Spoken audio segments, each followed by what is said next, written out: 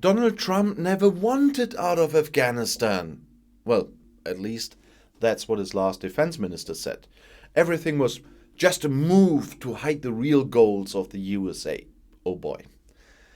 As part of an agreement with the Taliban, then President Donald Trump announced in February 2020 that he would gradually withdraw all troops from Afghanistan from May 2021.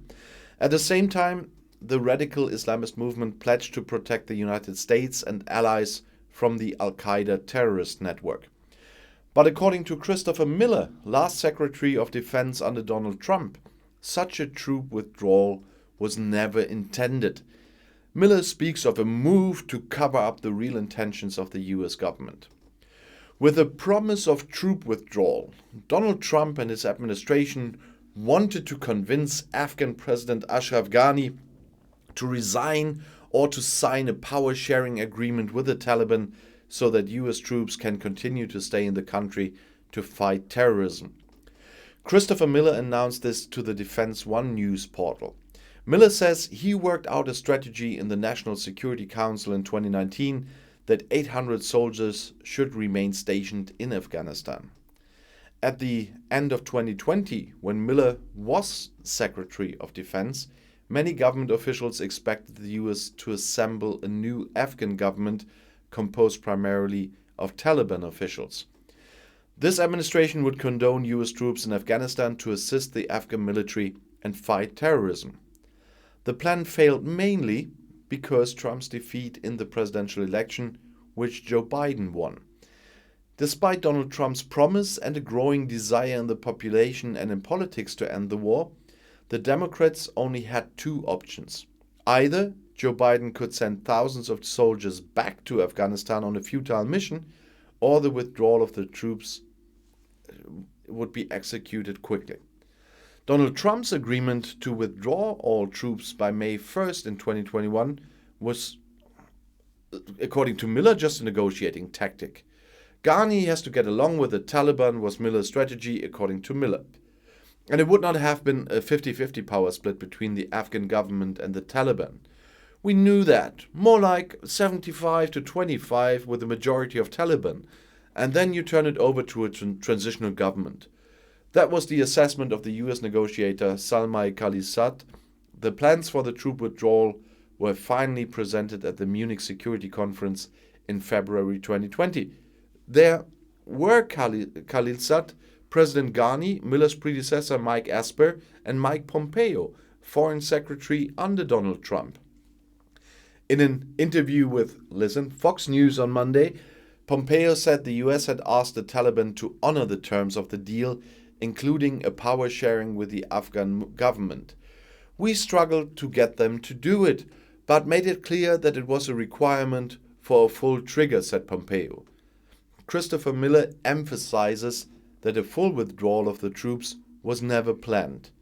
So the move was, seriously, he says the move was just to convince Ghani to go into a transition coalition with the Taliban or to resign. The Loya Jirga, a large traditional assembly in Afghanistan, should have officially approved this new government. Numerous officers would have gone to the Taliban. US troops would have officially stayed in the country for the purpose of fighting terrorism. It wouldn't have been unconditional surrender, says Miller. We would have pushed Ghani hard to make a deal with the Taliban. It would have been ugly. It wouldn't have been great. But there was no plan to simply withdraw. Miller just justified the plan by saying that the Taliban and their opponents in Afghanistan were at a stalemate. The planned negotiations could also have slowed the Taliban in the event of an advance. He really says that. An evacuation of the US embassy, had the Taliban continued to fight, would have been more orderly, he says. However, an unnamed government official under Donald Trump considers the fact that the Taliban would agree to tolerate US troops in Afghanistan as wishful thinking, also reported by Defense One. At a meeting between Christopher Miller and Ashraf Ghani at the end of 2020, Donald Trump's withdrawal plans met with approval, as the former minister reports at least. Miller expected hostility. Instead, Ghani thanked the United States for their commitment. "You have done so much," the president is quoted as saying. It looked very different with Vice President Amrullah Saleh. "This is going to be bad," he said. "When that happens, Al-Qaeda will return." The US government never addressed the possible negative consequences of a withdrawal directly. To say, "Will your army fall apart?" would not have been appropriate, but we actually thought that, says Miller. Yeah, but you still planned that. On Saturday, Christopher Miller admitted that permanent US support for the Afghan government was impossible. In his opinion, however, the rapid advance of the Taliban could be prevented if the Biden government had taken the forecast of military and security experts into account, he claims. He said, "I always felt that expanding the war was a strategic mistake. I thought the war was meant for special operations that leave a small footprint." Who made that guy Secretary of Defense, by the way?